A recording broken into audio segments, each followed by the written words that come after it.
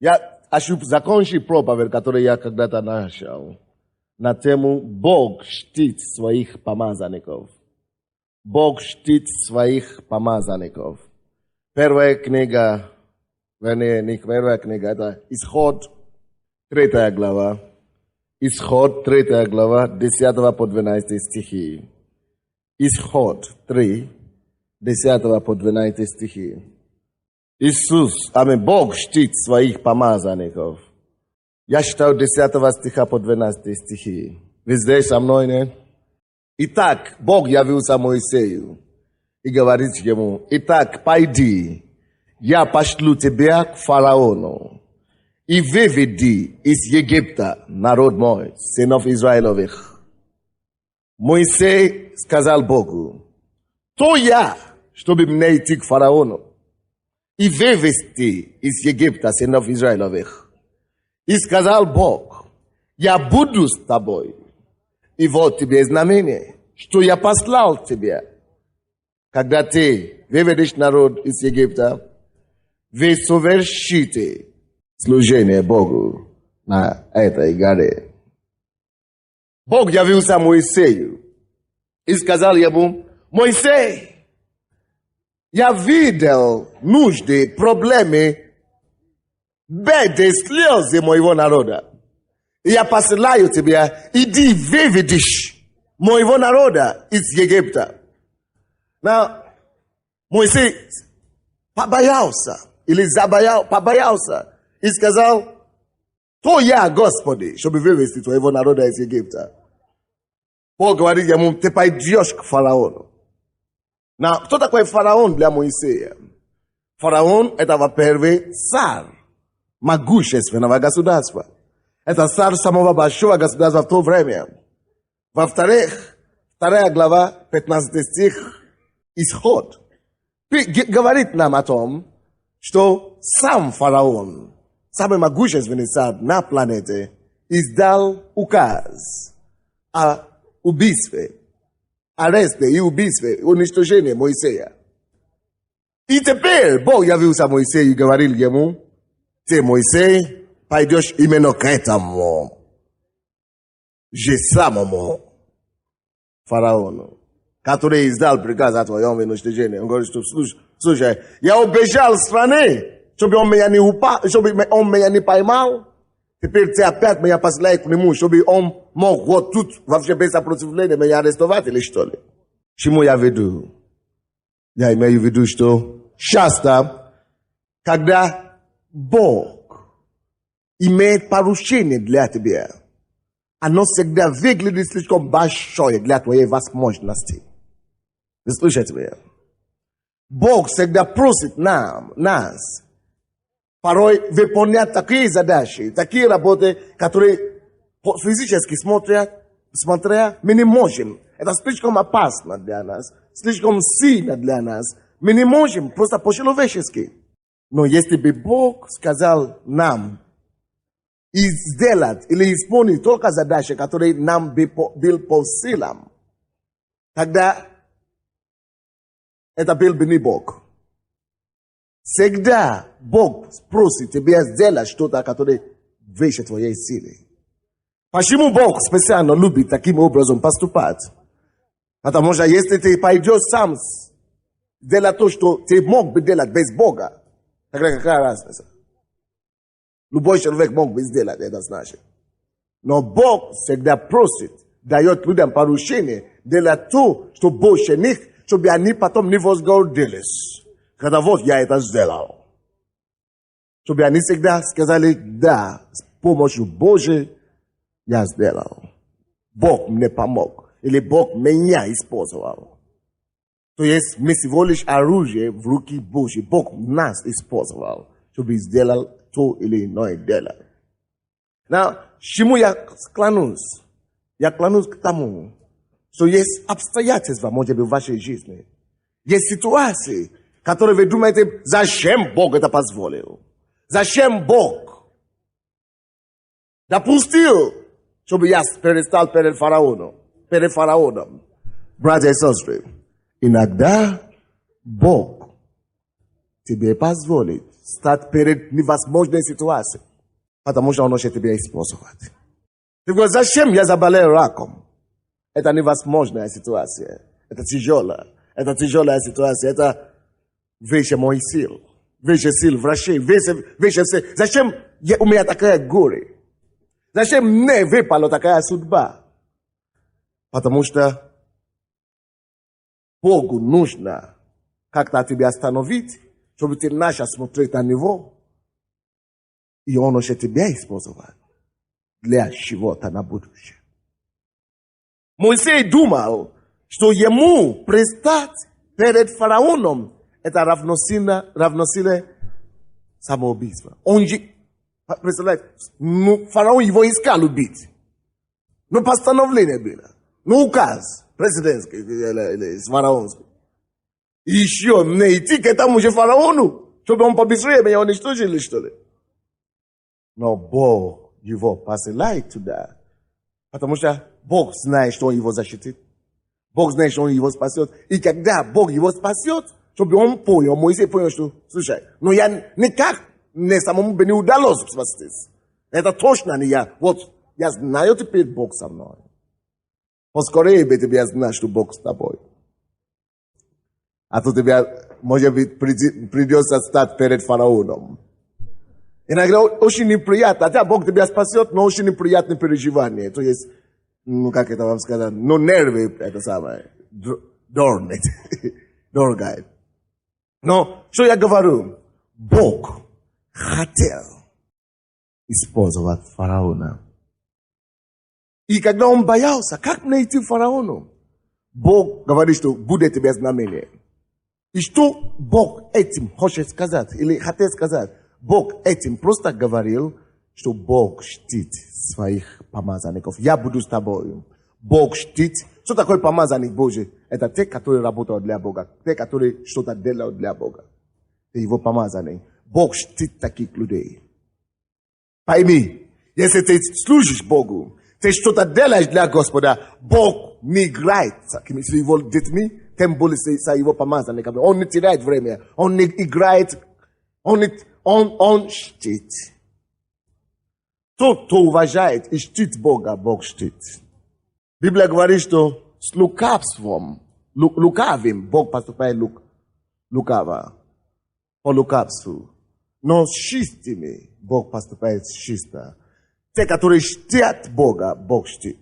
Те, которые пренебрегают Бога, Бог пренебрегает. Бог чтит своих помазанников. Возможно, тебе приходится иногда престаться ради Бога в таких ситуациях, когда ты думаешь, лучше умереть.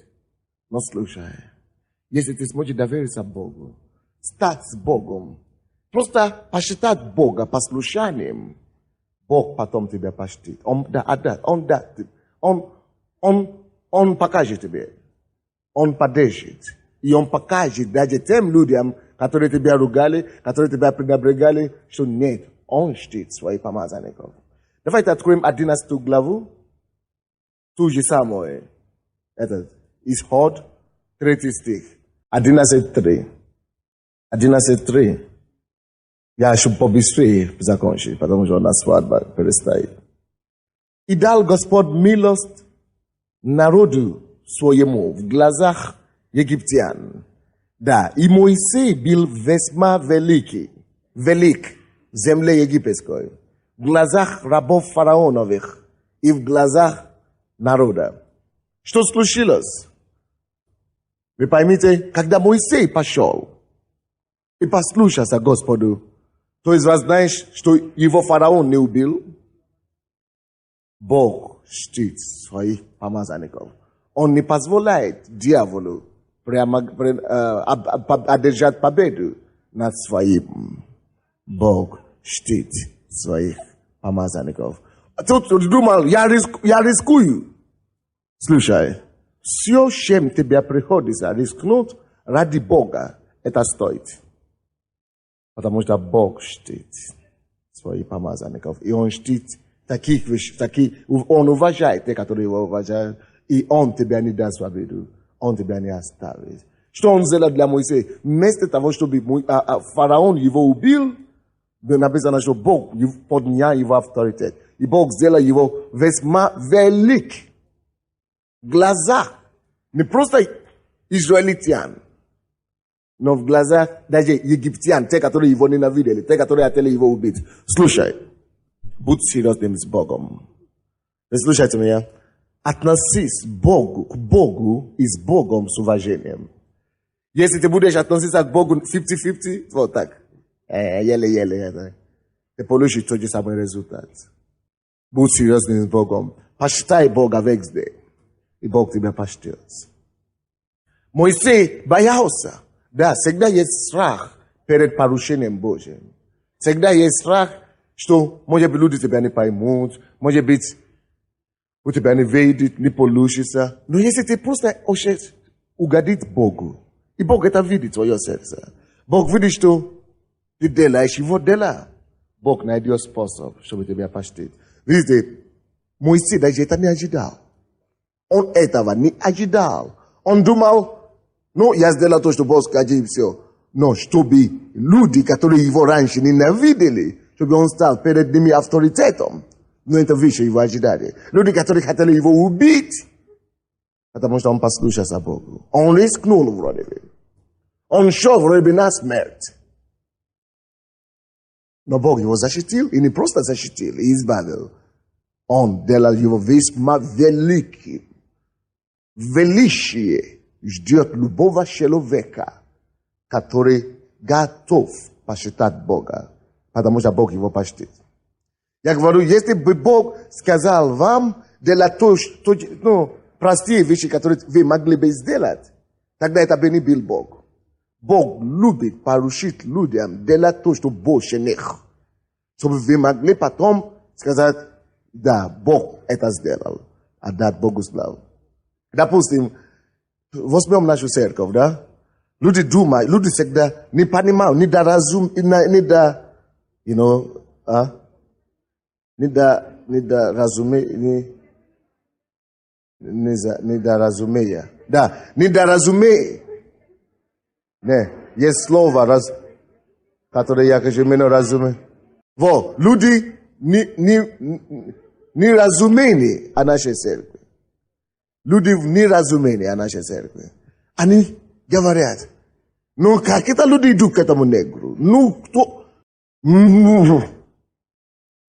Что угодно. Но, допустим, я очень просто. А Бог-то это делает так, чтобы именно негры имели самую большую церковь. Не только на Украине, в Советском Союзе бывшем. Почему? Потому что он сам, чтобы люди поняли, что тут он не при чем. Тут вот этот негр вообще не при чем. Потому что негр, кто бы вообще пошел к негру слушать? Только если бы он боксом занимается. Или баскетболом. Ну, кто бы вообще пошел? Да? Вроде бы действительно, так оно и есть естественно. Но когда ты слышишь Богу, когда ты готов послушаться Господу, Бог, конечно, даст тебе то, что выше тебе делать. Я думал, ну, если я даже буду проповедником, мне угодно, только не зачем? Не нужны оскорбления и унижения. Но Бог говорит, ты слушайся или не слушайся. Да, не знаю. Слушайся, Господь. Хорошо. Тогда Господь даст тебе такой результат, который ты сам бы не мог бы делать сам, не способен бы делать. Чтобы люди могли видеть, и чтобы ты сам мог видеть, что я тут ни при чем. Никак не могу гордиться о том, что Бог делает в этой церкви. Я не смогу гордиться, потому что я тут ни при чем. Причем тут я и человек исцеленного от рака. Причем тут я и человек исцеленного от алкоголизма или от наркомании. Я только молился Богу. Я говорю, Господь, ты меня послал. Я не искал этого. Ты явился мне. И ты показал мне, чтобы я это делал. Господь, покажи людям, что я себе не самозванец. Яви свою любовь, свою благость. Его, что Бог делает, удивляет на меня даже самого. Если кто больше всего всех удивляется тем, то, что Бог делает здесь, это я на первом месте. я больше в шоке, чем все вас вместе взять. Потому что я знаю, что я самый из обыкновенный человек. И всегда будет так. Если Бог хочет делать работу через вас, либо в бизнесе, либо в политике, либо в просто творчестве каком-то, Он всегда даст вам возможность, только чтобы вы приняли призыв, чтобы вы согласились. Вы слушаете меня? Если вы согласитесь, Бог даст вам совершить то, что даже вас удивит. Бог всегда дает людям поручения, которые больше них, на первый взгляд. Это выше них, это больше, но если они согласятся, Бог чтит таких людей. И одним из способов, как Он чтит, это то, что Он рано или поздно сделает их великими перед их врагами. Обычно, когда Господь тебе зовет что-то делать, у тебя всегда будут много оппозиции и сопротивления и врагов. Но рано или поздно, не сегодня, а завтра, Бог даст тебе почтение и сделает тебя великим перед этими врагами. И эти враги все равно признают. Рано или поздно. Это с одной стороны. С другой стороны, Он сделает тебя великим перед народом. Люди увидят, что да, вот это с этим человеком Бог. Вот этот человек действительно добился что-то. Вот этот человек действительно успешным. Почему? Потому что ты принял вызов Бога. Ты послушался Богу. Ты посчитал Бога. Кто Бог чтит, Бог. Кто Бог чтит, Бог тоже почтет. Почтит. Аминь. Бог чтит своих помазанников. Моисей боялся. Господь, я не смогу. Это же фараон. Он убьет меня, но он ищет меня. Бог говорит, пожалуйста, служи мне. Братья и сестры, я рекомендую вам согласиться служить Богу. Чем вы можете? Своей силой, своим умом, своими деньгами, своей способностью какой-то. Бог найдет способ, чтобы почитать вас. Вы слышали, что у нас, слава Богу, Бог дал нам больше помещений, да? Может, кто не в курсе, но Бог дал нам помещение на левом берегу на 3-4 тысячи мест. И мы благодарны Богу за те, которые отдали себе на служение Богу в этом направлении. И Бог чтит своих помазанников, и Он их почтет. Но я хочу, чтобы вы все и мы все приняли участие в этом каким-то образом, как мы сможем. Не поэтому я проповедую, просто это пришло мне на ум, чтобы вы не думали, что пастор вообще века щит. Не. Это Божье дело, Бог находит способы. Но просто не пришло на ум, что это есть как раз возможность хорошую, как мы можем или мы сможем доказать Богу, что мы Его чтем. И Он почтит нас также. Аминь. Сейчас мы должны ехать туда. Я тоже после случая объявить, что мы переедем в левый берег, и здесь останется служение, неспокойное служение, как и есть сейчас. Служение 10 утра, и здесь будет пастором, Бог так положил на сердце. Наташа Потапаева, которая рэп-центром занималась. Она здесь будет пастором. А 2 часа будет общее служение там во дворце. И мы еще откроем одну церковь в Минском районе, Минском-Подольском районе. Да, и тоже есть пастор там, будет пастор Сережа, который, по-моему, Сережа его зовут, который помощник, не важно, мы потом объявим. Вот. И мы начнем там, и здесь, то есть, с нашим переездом будет увеличение церкви, будет, потому что здесь будет полный зал, и там будет полный зал. Дай Бог. Аминь. Почему Бог делает такие вещи? Бог чтит. Бог чтит людей, которые слушаются Ему. Аминь. Вы помните историю о Давиде? Кто помнит историю о Давиде? Бог нашел Давида, когда он был... Давайте откроем это местописание. Вторая книга Царств. 7 глава. Вторая книга Царств, 7 глава, 8 по 9 стихи. 8 по 9 стихи. Вторая книга Царств, 7 глава, 8 по 9 стихи. Бог говорит, и теперь так скажи рабу моему Давиду. Так говорит Господь Саваоф, я взял тебя от стада овец, чтобы ты был вождем народа моего Израиля. И был с тобой везде, куда не ходил ты, и истребил всех врагов твоих перед лицом твоим, и сделал имя твое великим, как имя великих на земле. Вы помните, однажды Давид пошел, да? Посчитал Бога. В том, что он пошел против Голиафа. Он был всего лишь пастухом. Он был всего лишь пастухом. Всего лишь пастухом. Он ухаживал за овец и корову и всякие разные стада. Бог говорит, потому что Давид посчитал Бога. Он говорил фараону, он говорит Голиафу, кто ты такой Голиаф, чтобы пренебрегать нашего Бога? Вот я пойду против тебя. Он взял Божье бремя на себя. Он пошел ради имя Бога. И вы знаете, что Бог сделал? Бог взял его из пастуха, которые ухаживали за овцами и курицами, не курицы, эти коровами и так далее. Курицы это в другой категории входит. Да. Он был пастухом. И Бог взял его от стада овец и поставил его, вы знаете кем? Вождем над народом Божьим. Как это так? Пастухом был. Но пастух.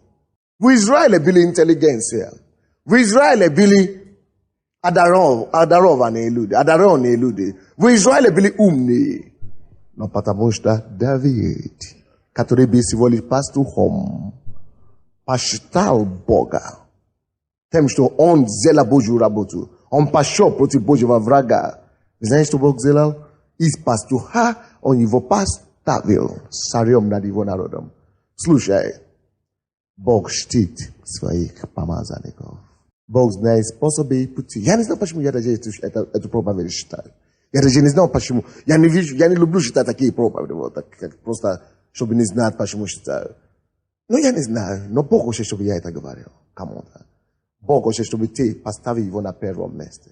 Бог хочет, чтобы ты его уважал и посчитал во всем. И он знает способы и пути, как посчитал тебя. Бог чтит своих помазанников. Давид простой пастух. Но что видит пастуха?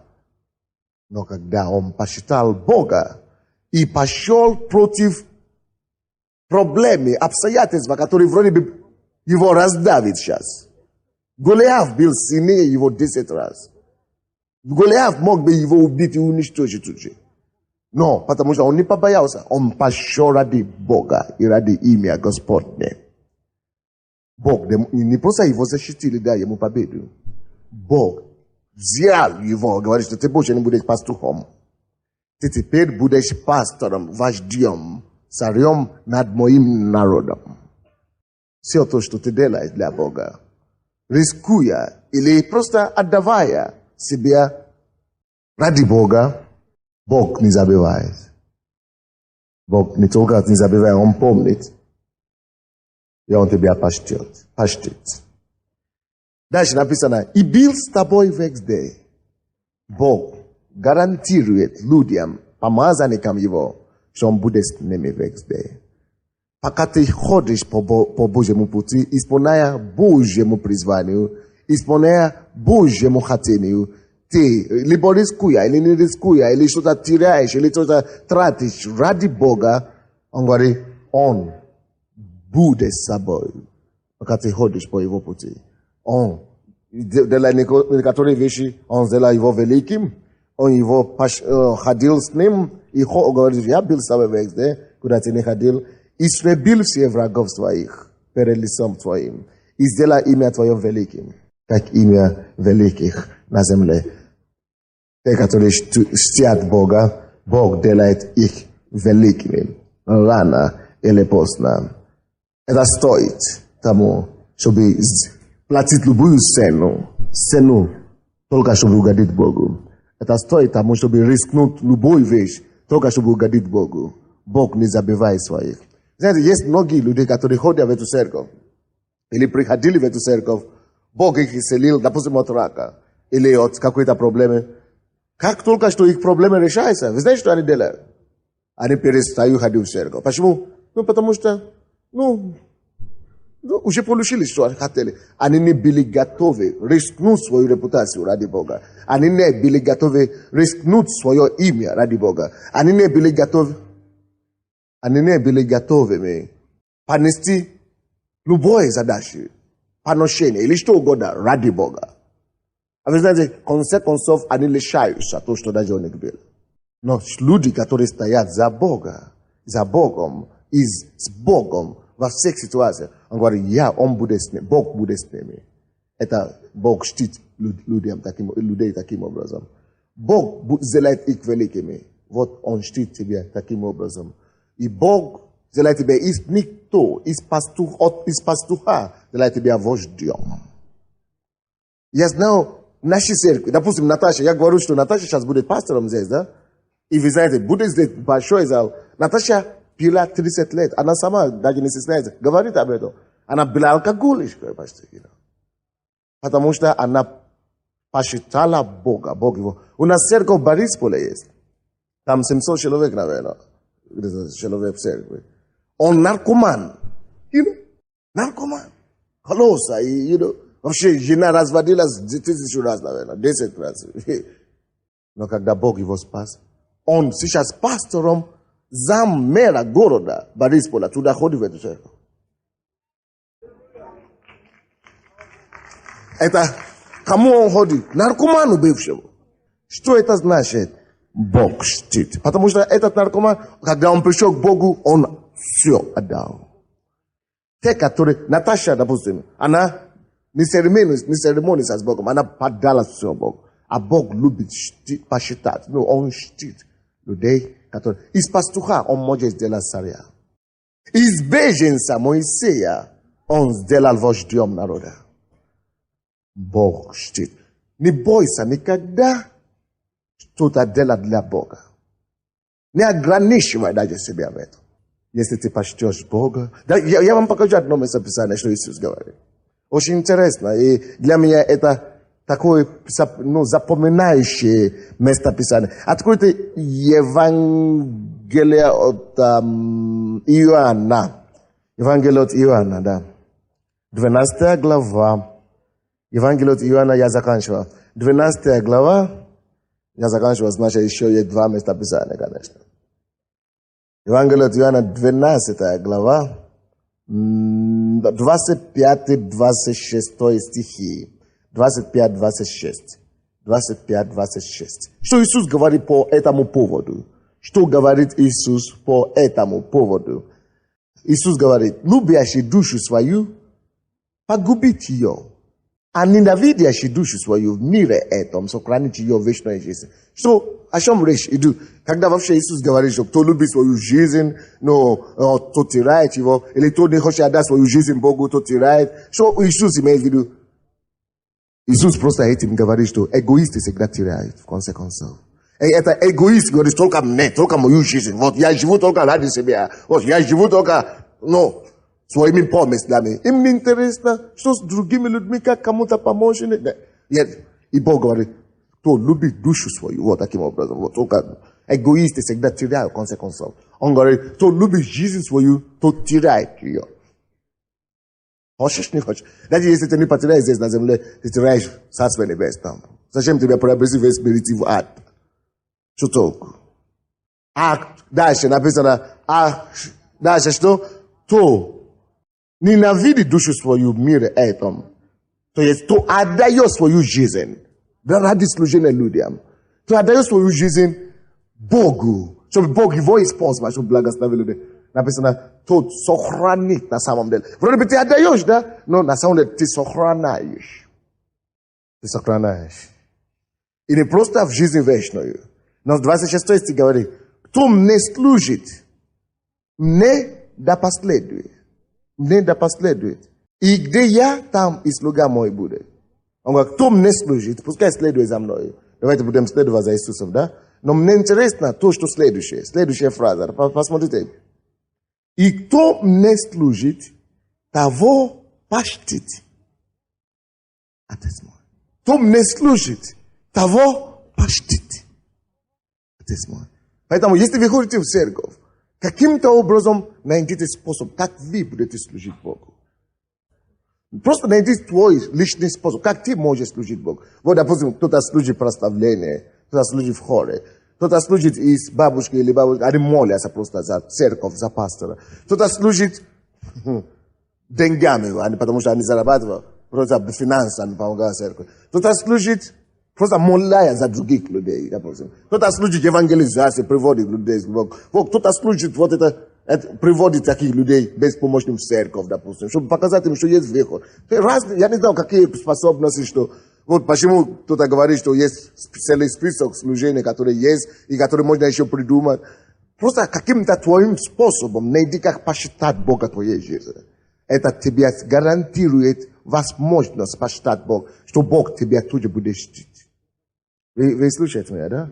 То есть, когда ты чтешь Богу как образ жизни, не просто как, порой попросили сделать, а как образ жизни, ты посчитаешь его, ты его ставишь выше всего твоей жизни, ты готов делать все для тебя, что он скажет. Ты этим самым открываешь его канал благословения. Ты гарантируешь, ты застраховку, короче, делаешь себе. Божью застраховку. Бог не подведет таких людей. Бог не подводит таких людей. Бог чтит людей, которые знают, как чтить его. Вы знаете, был один такой вопрос, как его зовут? Павел, по-моему, Петр задал этот вопрос от Марка. От Марка, 10 глава. Это самый интересный вопрос, который кто-то может задать.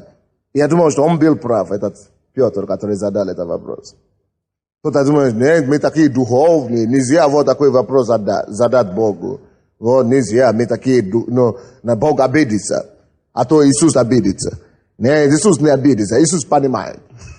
Даже если ты не задашь Богу этот вопрос, вслух, да, все равно Бог знает, что ты задаешь ему этот вопрос внутри себя. Вот. Он все равно помнит, если человек даже знает. Так что никуда не денешься. Зачем тогда скрывать, когда он все равно знает? Надо просто быть откровенно и сказать ему, как оно есть. Короче, мне нравится этот ученик, который это сказал. От Марка 10, 28 по 30 стихи. 28 по 30 стихи написано. И начал Петр говорить ему, Иисусу, значит, вот, мы оставили все и последовали за тобою.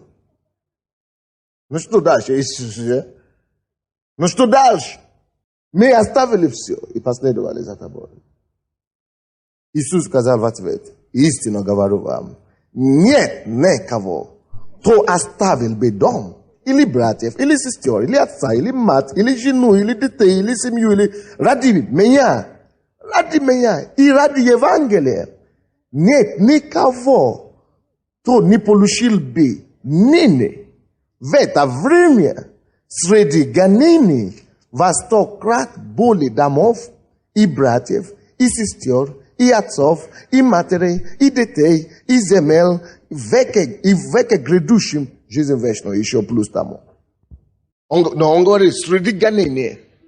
Это интересный факт, что происходит. С тех пор, как у нас гонения эти начались на нас, на нашу церковь, 2 года, мы получали такие благословения от Бога, как никогда. Допустим, гонение на нас сейчас, да, запрещал вроде бы с одной стороны, но с другой стороны Бог открывает такие возможности. Когда это гонение началось на нашу церковь, нас было где-то 2500. После того мы расселись по всему городу. Прямо сейчас, как я говорю, на Троещине собирается где-то 600 человек. Да, Нисе собирается прямо сейчас 3 служения тоже, как у нас 2 здесь. У них 3 служения. Где-то 800 тысяч человек. На Харьковском массиве собирается тоже. В Московском районе собирается прямо параллельно. Потому что уже некуда местить. Видите, да? А так, наоборот, вроде запрещают, да плохо говорят. А Бог прибавляет, чтобы куда не делись. Да. Да, Бог такой, да. Потому что Он уже обещал, что если ты думаешь, что ты теряешь что-то ради Него, Он говорит, ты получишь 100 раз больше. Но среди гонения. Допустим, да, когда это гонение еще усилилось, за это полгода, да, Бог взял и, почти даром, подарил нам здание на 4 тысячи человек. Вообще, это вы слышали, рассказывали, что это вообще практически невозможно подписать такой договор. Среди гонения Бог умножает благословение. Почему? Когда ты чтишь его. Когда в прошлом году была страшная проблема, у меня с женой нет квартиры. И если честно, я не думал иметь квартиру. Я думал, я миссионер, зачем мне тут? Может, просто ради ребенок рождается, давайте. Мы молились об этом. Я не думал, я не накоплял деньги на квартиру или на машину. Я ничего не сам. Я просто проповедую. Я говорю, Бог, я тебе служу, ты уже остальные. Позаботиться. Это моя проблема. Я просто помогал людям, а ты уже сделай остальное. И когда было гонение в прошлом году в декабре, в такое время, очень сильное гонение. Вообще, вы знаете, я отдал мой паспорт на продление, они собрали мой паспорт. Я вообще без паспорта, чтобы выдворить. Я до сих пор не видел этого паспорта. Но не просто этого, Бог, они говорят, выдворяем, собрали паспорт, а Бог дает квартиру. Какой-то парадокс, да? Что говорится? Бог любит, посчитать, Он чтит своих помазанных. Люди, которые уважают Его, которые служат Ему, Бог любит, посчитать их, но Он чтит их. Потом Бог приводит сюда прямо посла. Он покаялся, Он мне дал новый паспорт.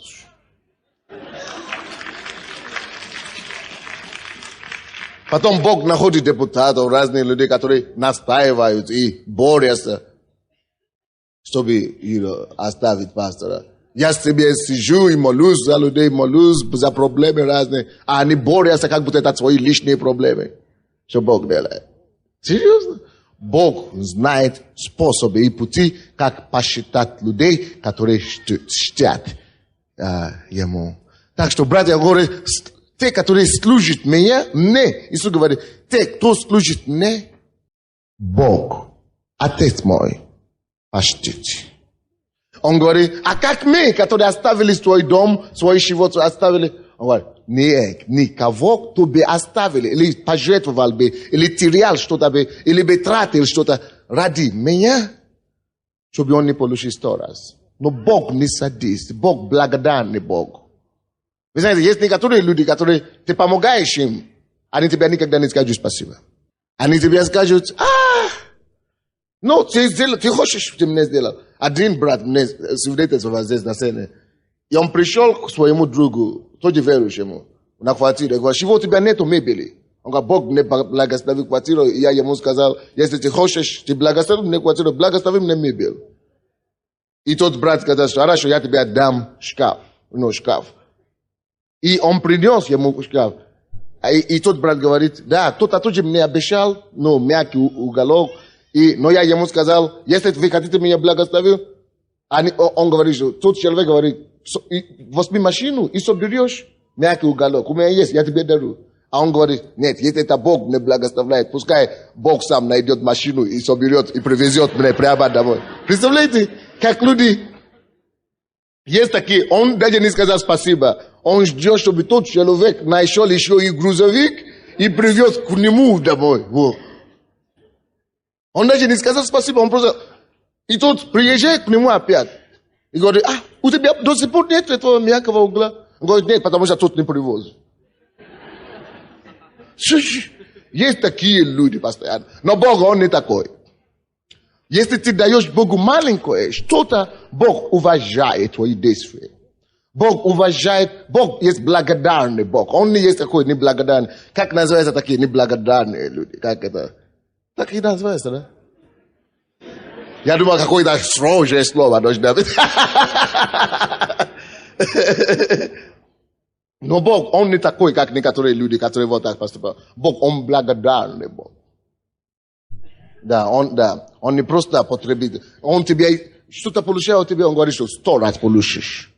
Не только в этом веке, но даже в будущем, и тебе достанется. Разве это не прекрасно? Давайте склоним нашу голову и скажем: Господь, я хочу посчитать Тебя. Я знаю, Ты чтишь своих помазанников. Я в своей жизни буду чтить Тебя. Буду посчитать Тебя, Господь, во всем. Я хочу Тебя уважать, посчитать за то, кто Ты есть для меня. Я хочу Тебя делать, что хочешь. Служить Тебе всем, чем я смогу. Давайте отдать вообще себе в руки Божьи. Господь, я отдаю себе в Твои руки. Я даю свою жизнь Тебе. Я даю моих детей, мою семью. Все, что Ты мне дал. Все, чем Ты благословил меня. Я хочу этим Тебе посчитать. Все, что Ты мне скажешь делать, я хочу этим Тебе посчитать. Господь, я отдаю свою жизнь. Я отдаю Тебе. И я готов, как Моисей, делать все, что Ты мне скажешь. Я хочу посчитать Тебе своей жизни, своим действием, своей энергией, своей силой, своими финансами, своей, я не знаю, что. Но все, чем у меня есть, я готов, я люблю. Твоим талантом хочу посчитать Тебя, Господь. А Бог, Он не есть неблагодарный ребенок. Не отец.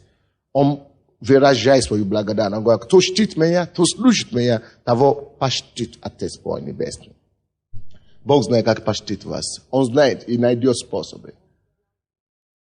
Он взял Моисея из беженца, сделал его вождем народа. Он взял этого Давида из пастуха, сделал его царем. Потому что те его почитали. Он взял Есфира из служанки раба, чтобы она стала королевой. Бог знает, как почтить людей, которые чтят Его. Господь, мы отдаем себе Твои руки. Ты чтишь своих помазанников. Ты чтишь тех, которые служат Тебе. Мы отдаем себе Тебе на служение, на алтарь. Куда Ты нам скажешь, и мы идем. Что Ты нам скажешь, мы сделаем. Дай нам возможность, Божьи возможности, возвысить Твое имя перед язычниками, перед неверующими.